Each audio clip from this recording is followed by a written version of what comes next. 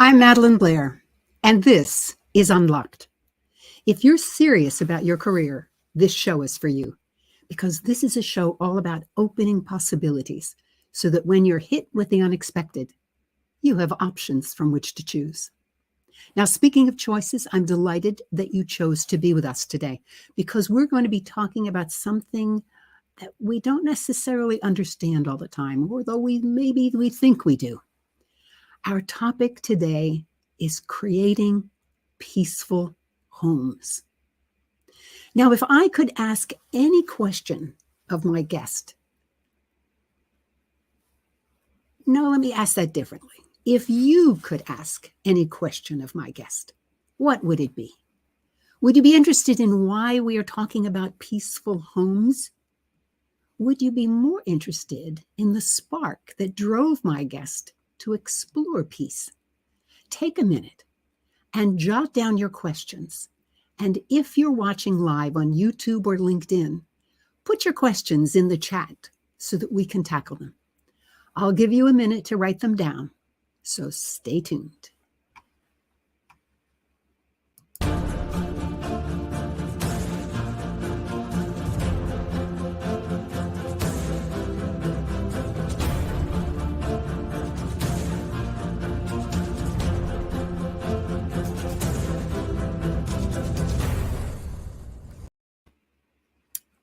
Well, welcome back.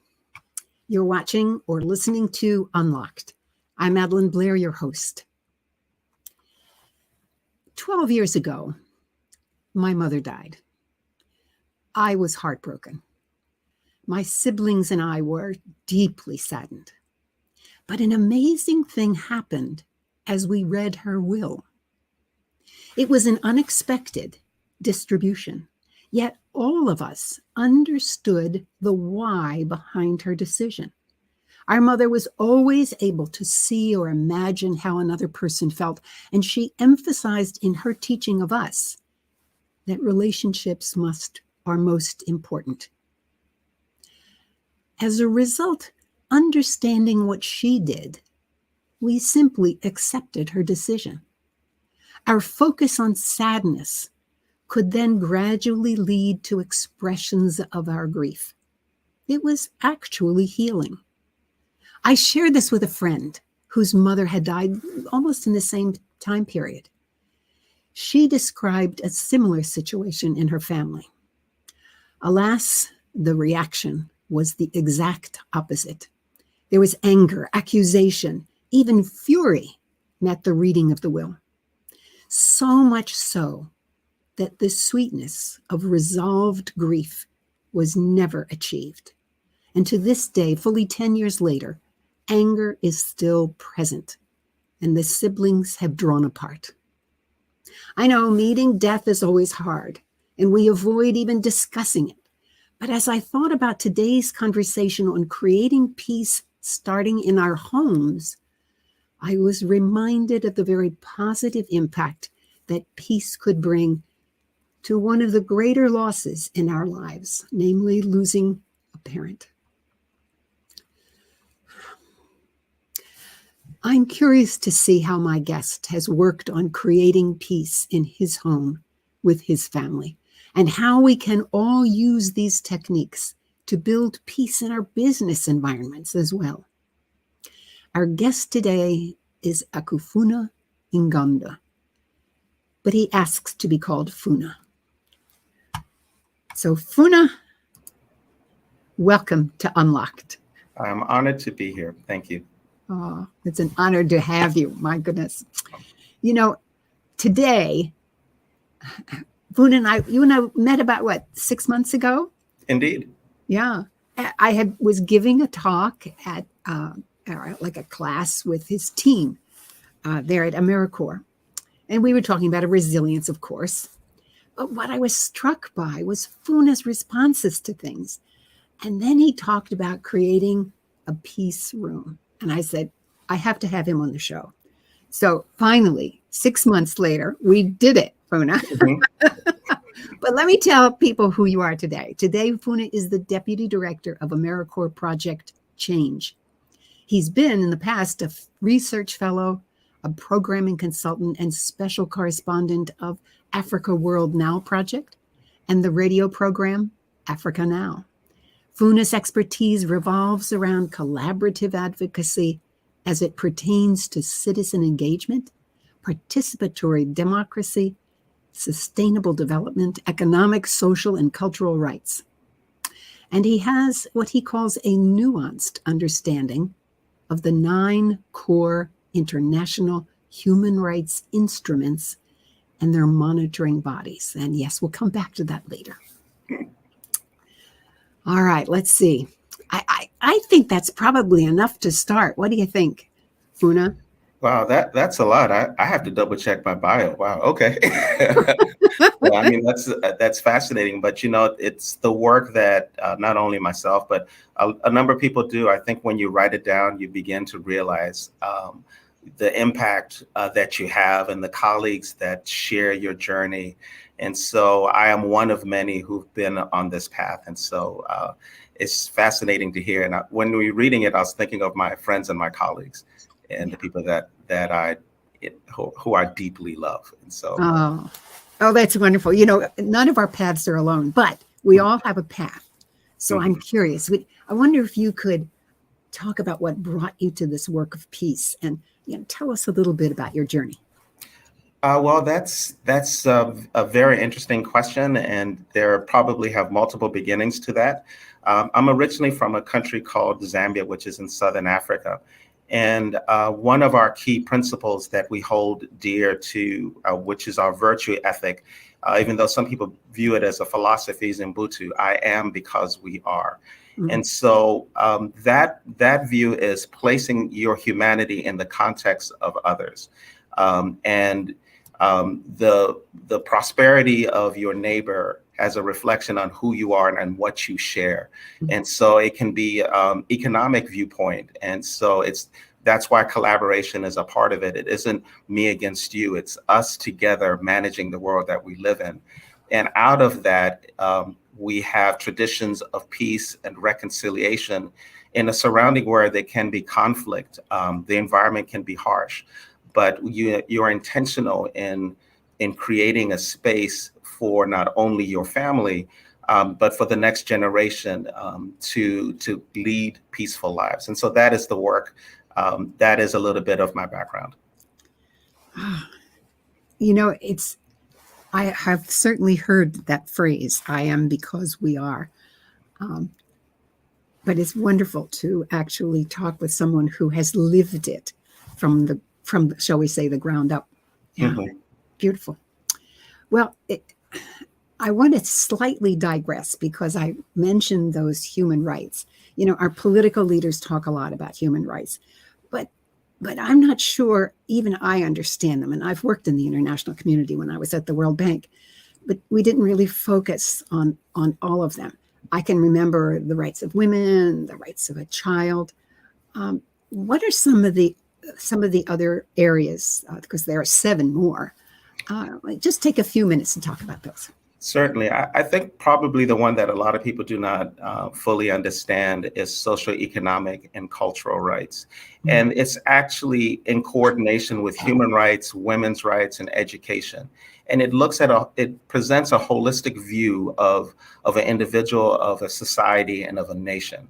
And so one of the ways that you measure your humanity is how you express your culture, your paintings, your artwork, your music, and how that is a part of your humanity. In terms of your economics, how is it sustainable? How is it that it can be for the next generation moving forward? Did we leave them a place where they were able to navigate economically in a sound and sustainable way?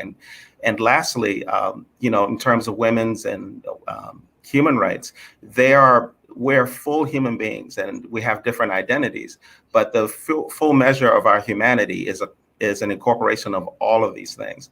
And so that is why, as a man, I can say that I'm a feminist, because I affirm my sisters, my aunties, my dear wife, all the people, and they need to express who they are in the way that they were intended. And so economic, social, and cultural rights are just an augment to the rights that you mentioned earlier. Mm. Thank you so much for that little expansion. I think it's very helpful. We tend to think of things in little silos, but in fact, we are all connected and right into our environment, our economy. And I love the fact that you also bring in the arts, that's part of the expression. So Mm-hmm. thank you. Well, I want to talk a little bit about how we're going to define peace in this conversation. So why don't you take a few minutes, Funa, and talk about what is this thing we call peace? Peace a lot of times is viewed as the absence of conflict, and simply put, to mitigate a problem between one party and another. Peace is the completion of who we are. It's a wholeness. It makes us whole. And so peace is serenity of mind. Peace is serenity of your actions, intentional in the way that you live your life in a shared space. It's acknowledging others as well on your path. And so I think the key word isn't so much peace, is building peace and creating an environment where the ethics of mutual aid and understanding and resolution can be fully engaged in the society of the families that we live in. So peace, properly understood, is something that you build, and you build with the community in which you are a part of. Well, now that makes really good sense when you talked about your peace room in your home. I wonder if you talk a little bit about that. What is this thing, and how do you make it, and how do you build peace through it? Well, as we know, and you come from a family, and I come from a family, and families oftentimes have challenges and disputes, and people get upset with one another. And certain families will have a hierarchy. I'm the parent, you are the child, or I'm the elder, you are the young person. And so the peace room in our family was a place where there was no hierarchy. And so one of the things that we said is that we have to create a room where everyone is 100% equal. And so as a parent, I had to look at my 5 or 6 year old child at that time as an equal member of this household that we're in. And just say that this is where we're going to discuss things if there's going to be a conflict. And we started to build it. But before that, we just said, we designated a space and said, how are we going to create it? What sort of art are we going to put into this room? How the seating going to be arranged? And it's important that you do it together, so that you can have morale within your family as you're doing it one another, so that it'll add a dimension of meaning. And then you structure it into how we're going to have a conversation with each other. And for my children, when they were younger, it was a great opportunity for them to call me out because they knew that we were equal. And so, and what it does, you do that in your household, and later on, when they were teenagers and their friends had a dispute, they brought them to the peace room and gave them guidelines of how they're going to have a conversation. And then they said, this is just the start of it. We're going to meet here, and together we're going to figure out a way to resolve the issues that are between us. And so it's an ongoing thing. And so we designated a room, but it doesn't have to be in a room. It could be in a place where people agree that this is a good place for us to talk with one another. And so that's how it came out. And it's in the tradition of Ubuntu, of I am because we are. And it is inherently a peace-minded worldview. Okay, I want you to get more specific. I mean, I'm a visual person. I want to see this room. Tell me about what's in that room. What did that 5-year-old want to bring in the room? Well, he wanted to put his paintings in his rooms and his drawings. And initially he wanted to draw on the walls. And so we said, listen, okay, we're going to have a discussion about this. And my wife and I said, you already know our position. And so, but in keeping with the peace room, he heard all of the voices and he brought his input. And we said, wouldn't it be nice for us to carry your artwork to different places? And he said, yes. So I think maybe we should put it in a frame instead of the wall, because we can't carry the wall. So this is artwork. My eldest son is a musician, and so we had to have a record player in there, an old style record player, not a CD player. And we had cushions on the floor, and we had incense in there and different oils from my home country that we used. We used different beads. We removed the door and we put beads instead, so that if you're having a tough day, you can glance into the peace room and it can center you, even if no one else is in the household. And so we removed that, the door, and that. It's very simple: cushions, paintings, and a record player. And but everyone is different, so they can do whatever they want to do in that room. Okay, now for the I think equally important, which are, what are some of the rules about how you were going to talk with one another?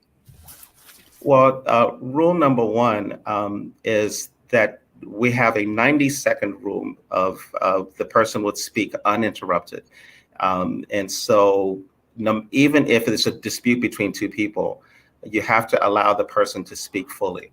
And so it was a 90-second rule, which doesn't seem long, but it actually is. And what we determined, that 3 minutes is a good way for you to figure out what is actually going on in someone's. And if it's uninterrupted, that means you're listening. And listening is the key point in resolving a conflict. And it also meaning that you stand in solidarity with them. So that's why if someone was speaking, they could not interrupt. Even if they had a clarifying point, they had to wait their turn. Secondly, is that there were alliances that were built into the system. And so if a member had a little bit more knowledge of the situation, they would speak and say, let me add this feature. Son A and son B were arguing because this happened at school. And they would clarify. And then we just ask ourselves another question: what would the world look like if we didn't have this conflict? And how would we speak to each other? How would we relate to one another? And they would say their piece, and this is, what is preventing us from living in that world? What are the factors that are stopping us? And sometimes we look at each other, there's nothing stopping us. And then we said, so let's do that. And so those are some of the things that we did. I remember when we talked about this in March, you said there was one situation where your son essentially called you out, and how it made you feel. So I wonder if you talk about that a little bit, because I think that's one of the things that people have to kind of say, oh, I can do this. Yes, I mean, as a parent, you want to lay down the law, and one of the things, I thought I was a peaceful brother, and so and my son said, no, you're not. You're not listening. You're not paying attention. And this is a peace room. You're just focused on yourself. He called me out, and he could do that because we were equal partners in the room. And so that was a really tough thing for me on an emotional level. And luckily, I could count on my wife and my two other children to work through that. But I had to listen to him, because those are the rules that we established in that room. And then I realized that, maybe I have been overbearing. Maybe I have been indifferent. And so I turned the question back on him, and I said, what are some of the ways that I can be better in the way that we speak to each other? And so he did it, and he loves calling me out. It wasn't just once; he did it several times. But every family has a record keeper, and that was who my son was. And so he was the peace room accountant, I guess. And so he would say, "Hey, no, that's contrary to what we agreed upon." And he would do that. And he also did to his mother. That's a brave young man. He did that. That's a brave young man. Well, but you set the ground rules that was allowed. Mm-hmm. The other thing that occurs to me as you're talking about this is that it does not change the relationships you have in the family. So when you step out of the room, you are the parent again, and you can be the parent. Absolutely. And they can be the child. Yeah.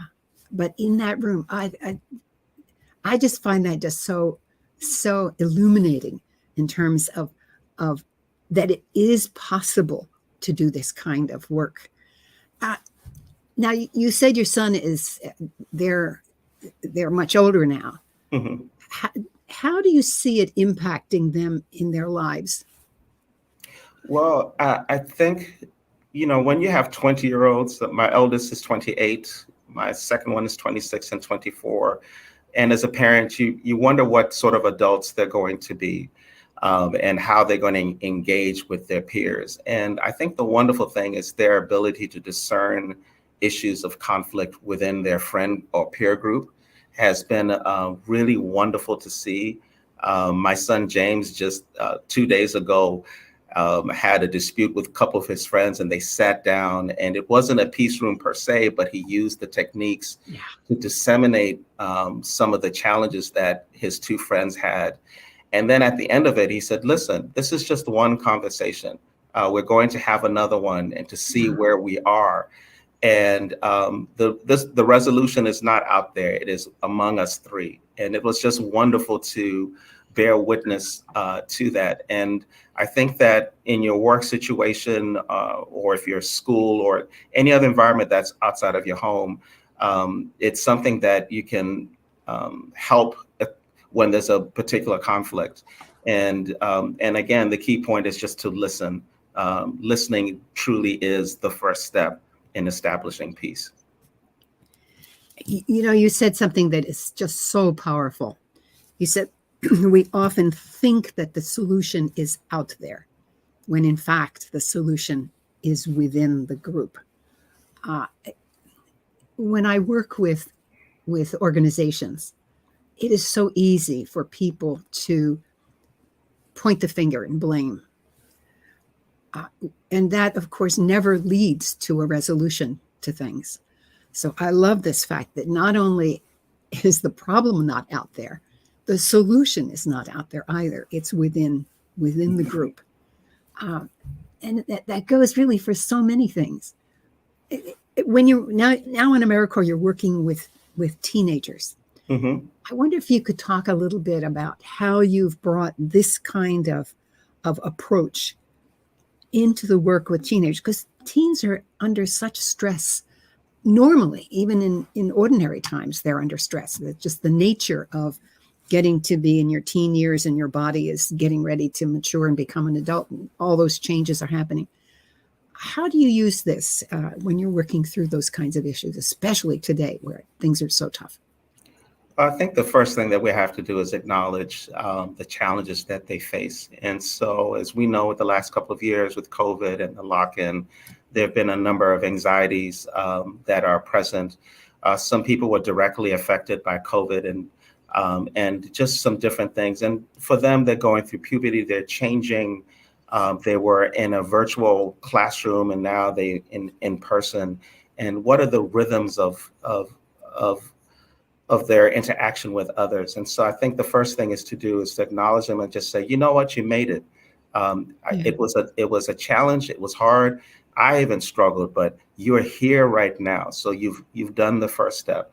And the second thing is just whenever there was a dispute, I availed myself to them in all circumstances. And so the first thing is, if they're having a great day, I wanted to hear about it, and they would tell me, this is what happened. And when I would encounter them again, and I said, thank you for sharing that. And that was a powerful thing, and it helped me. And you tell them how it helped you. And then when they're having a challenging day, one of the things that I do is we go for a peace walk, and we walk down the hallway and give the student an opportunity to say what's on their mind, or just to take a breath and just to walk and have an intentional walk during that time period. One story which I did not share with you earlier, there were two kids who were very upset with one another, and one threw a binder to another. And typically they would get sent to the principal's office, and admin would get in. And so I reached out to the teacher and I said, I would like to have a conversation with the two of them and see what we can do. So we sat down in another room and and I said, listen, This is a 90-second rule. I know you're upset at each other, but you have to let student A say what he has to say and let student B say what had. And out of that conversation, we found out that they were once very close and they lived 2 houses down. And when he got to middle school, one had a growth spurt and the other didn't. And one became popular and the other one didn't. And the one who was upset was missing their friendship. And so, and he didn't even realize that that was what the issue was. And I turned to the other student and I said, do you miss the friendship? And he says, yes. And I asked them, what is preventing you from continuing your friendship? And they said, nothing. And I said, well, why don't we start by working on a new dimension to your friendship and start at that. And so then the apologies came. I'm sorry that I threw the book. And he said, I wasn't physically hurt. I was emotionally hurt. And I said, hey, don't worry, we got Band-Aids and we can wrap them around our hearts until it gets healed. And then we can work on that. And so each day was different and they worked on their friendship each day and they reconnected. But typically they would have gone into the principal's office, parents would have been involved, there would have been some form of punishment, but they didn't get to the root issue, and they just missed each other and they didn't know how to communicate that. And so that's what the peace room techniques helped in that regard. I love that story. And one of the things that I draw from it is that they are still working on their friendship. You know, it's not like you say, oh, I'm sorry, and then everything is fine. It's that, okay, now we know this is what we want. Let's work toward it. Yes. And, you know, in my work on resilience, I encourage people to practice what I call the social practice, which is to always be reaching out and building and maintaining your social support, the people who relate to you, the people who give you support. And this is just a wonderful example, excuse me, a wonderful example at such an early age, even, of how you can do that, and knowing that it's not going to happen instantaneous, that you have to continue to build and work on it. It's a great story. I'm also thinking about people in work settings where do we ever give them the chance to stop and say, this is what's really bothering me. I remember there was I had a staff member one time who joined our division. I was a division chief at the time. And he had come from a division that was very argumentative. And so he joined our staff meetings and he was expostulating. And I took him aside after the meeting, brought him into my office, and I said, tell me, why are you angry? And he says, well, I'm not angry. And we began to talk about it. And it was about a week later, he came back and he said, I got it, Madelyn. And from then on, he was fine. He just took time and working on it. And up until he got it, the original staff didn't know how to relate to him. After that, they could. Yeah. Yeah. I mean, I'm so glad that you shared that story. And, one of the things that we do at AmeriCorps Project Change is what we call narrative theory. And a lot of the journey into people's lives is the stories that they have within themselves. And a lot of times, or the story of a conflict that is present and no one has heard it. And I think in the hearing of that is the beginning of, okay, I see your perspective. And my late father, who passed away 30 years ago, he said oftentimes in a joking way, but I now understand what he meant. He says, some people collect stamps, some people go to movies, some people go to the great outdoors. My hobby is collecting perspectives. And he went out of his way to learn how to see as another sees. And that is a very, when I was a kid, I just said, Dad, you're just a weird dude. I don't get it. But now that I'm older, I think that part of the peace work and what you're telling me is finding out what that perspective is and seeing how it impacts their lives. And for many of, it's not even just children, adults, so often no one really hears your story. And I think if you hear it, you get the perspective. And again, the solution will organically rise in the conversations that you have. And so I'm really grateful that you shared that story. Oh, good. Anytime. um, what are some of the lessons that you've learned from your work in forming peace, the East? And I'm going to call them places of peace, because as you were talking about the room, I imagined having like a little quilt that the family has, and that every time you put the quilt on the floor, then that delineates an area of peace. I don't know why that occurred to me, but just thought I'd share that with you. Well, what I've learned is that we really need to pay attention to our young people and understand how they see the world and how they try to discern it. Many times they want someone to help them, but if we don't have a listening ear, we more have a pointing finger of what you should do and what you shouldn't do. And many students, in fact, have taught me how to resolve an issue. And they said, man, just laugh about it. It's not that serious. And there are times when I've had challenges with some of my coworkers, and I just said, come to think about it, that argument is really silly. And so I've laughed about it. And so I'm so glad that they taught me how to do that. They've also showed me that they taught themselves during the virtual time period, and they became their own advocate in their learning. And, there's a lot of news about they're behind in certain areas, but they gained a lot in terms of going to a teacher, which I see more often. I'm really struggling with this. I don't understand this curriculum. Is there a way that we can change some of the language? And that was last year with seventh graders. And out of that, we decided to do the medieval period. And we did a skit, and people did different roles so that they could understand the dynamics of different roles in the medieval period. And that was children advocating for themselves. And so, and they truly understand what resilience is. They live it out. They don't say it. And I think we can learn from them and how they've adjusted.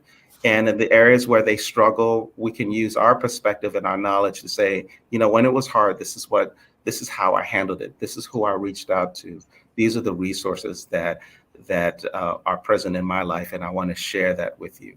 And so that is what I learned from sixth, seventh, and eighth graders. And they're unknown sages that we don't take advantage of. And so I think once we do that, we can really start to change so many things. Wow. This is one of the most hopeful moments that I've had about teenagers, hearing this story, that even during COVID, they were learning. It may not have been what was in the textbook, but they were learning, and that now they can advocate for themselves. That's a really major lesson. Yeah, but it certainly is, because a lot of times, we learn that when we get to the university level, right. And they're doing that right now. And so, and of course, we're alarmed by the test scores. But one of the things that we've learned out of that, some of them are not really that excited about learning, but they're excited to be with each other. And so one of the interventions that we thought about was, let's do some more collaborative learning and project-based learning, and let them designate what the roles are. We can provide the curriculum.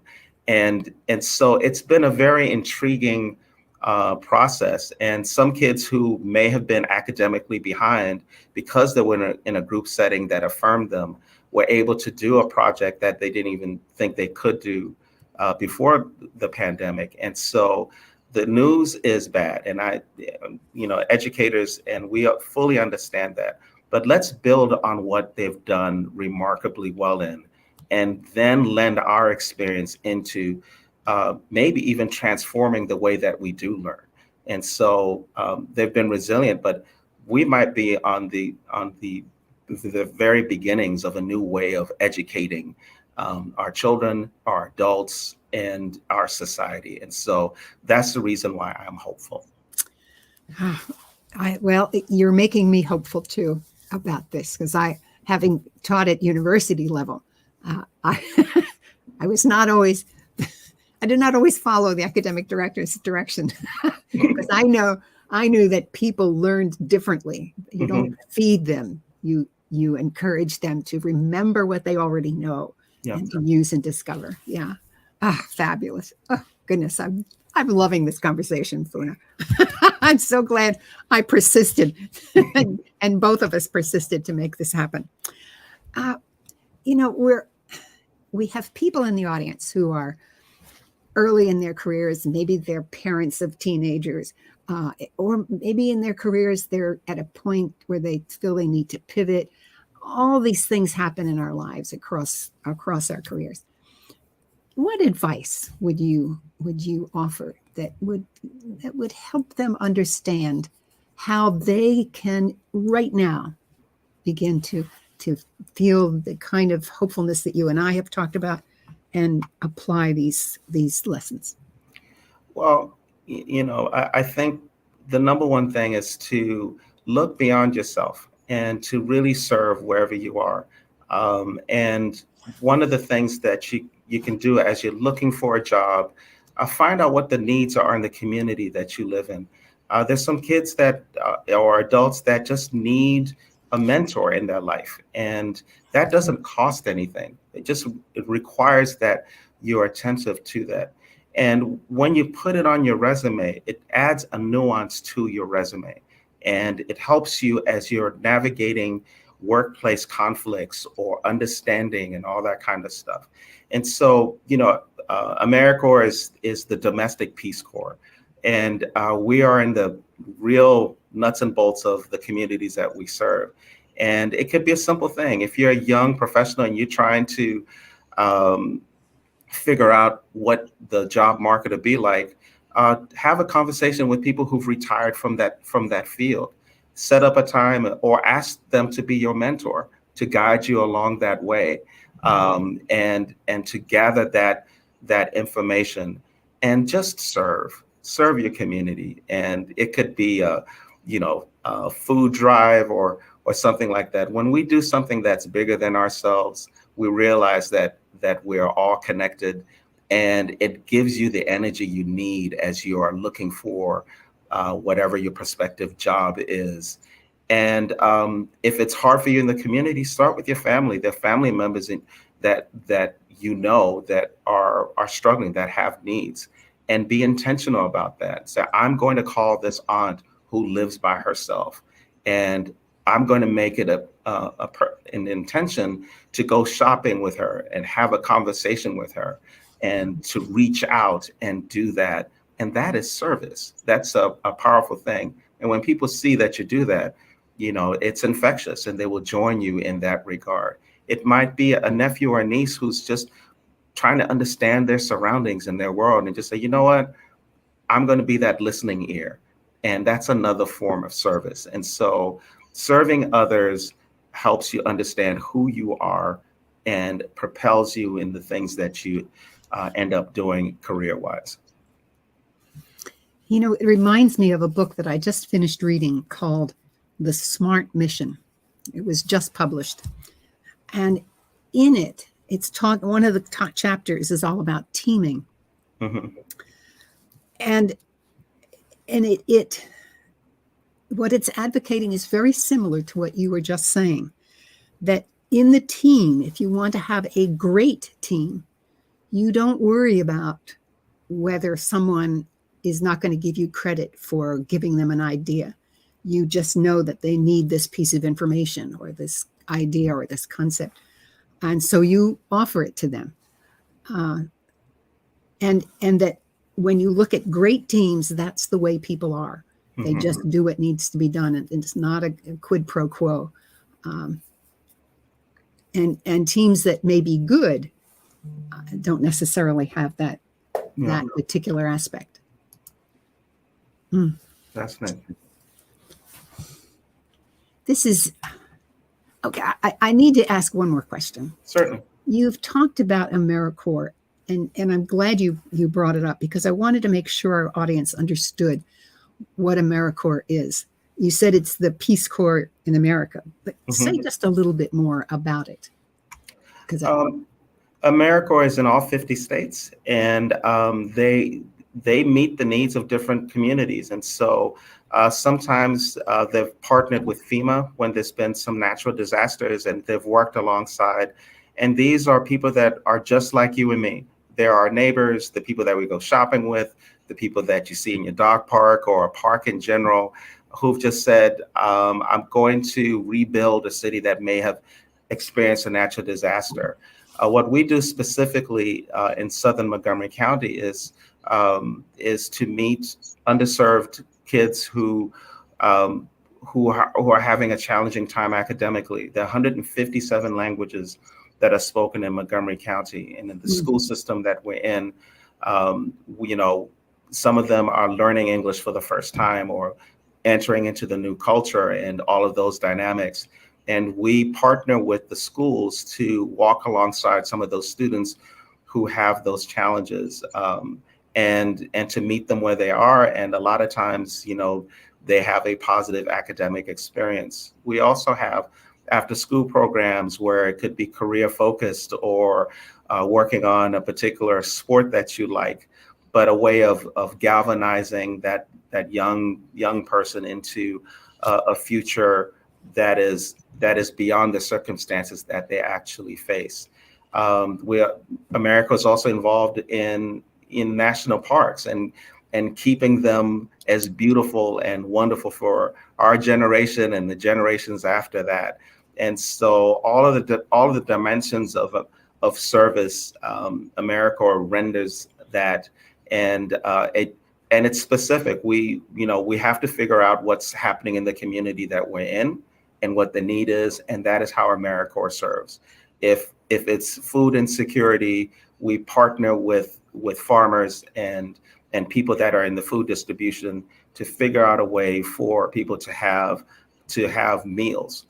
If it's housing, you know, we've collaborated with Habitat for Humanity, and so, but it has to be what the community needs, and that's where we speak, and that's how we act based on the need of the community. and your focus is in the school system, Yes. if I recall. Yeah. Mm-hmm. Fabulous.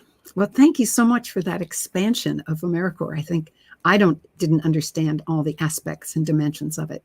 So I appreciate that. And of course, I tremendously appreciate the contribution you've made today. You began with, you know, the Ubuntu, I am because we are. And I can see and listen to you and see that coming through every time, that peace is the completion of who we are. I love that phrase. It's the completion. It's this, and we're always building peace. It doesn't just exist. It always is built. And that the solution is not out there. It's always within us. We are so. Funa, thank you so much for this time today. I so appreciate it, and I hope maybe we can do this again.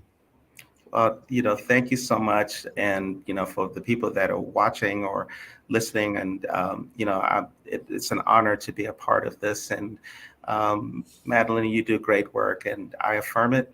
And may you continue to do that. And let's all collaborate and get to know each other and recreate the world in a way that can really matter for every single person. And so, thank you for allowing me to be a part of this. Oh, you are so welcome. My goodness. All right. Thank you again. You're welcome. You know, my mother never consciously worked to make world peace. She focused entirely on her family by creating a peaceful relationship with her. Although I have to tell you that she was a very friendly person, and anybody who met her ended up loving her. But that's another story. But I will tell you that no matter what disturbed my personal peace, I always knew I could find it again with her. And Her secret, just as Funa said, her secret was listening. She always listened. And this meant that when we were hit with the unexpected, we had the social support that could carry us through. And social support, creating and maintaining it, is one of the practices that is essential if you wish to nurture your resilience. I really appreciate so much how Funa has expanded my thinking of how I can work to maintain the relationships that support me. And what that means to you is that you now have ideas that you can use in your own homes and workplaces to bring peace. I think that image that I talked about of just a quilt on the ground with people sitting on it, abiding by some simple rules of how they will talk to each other. That 90 seconds, you're given 90 seconds of uninterrupted time. Great advice. I hope you enjoyed this episode of Unlocked. And if you have, make a comment in social media about what you learned and might do differently as a result. And if you're on YouTube or LinkedIn, click the like button. Better yet, subscribe or follow me.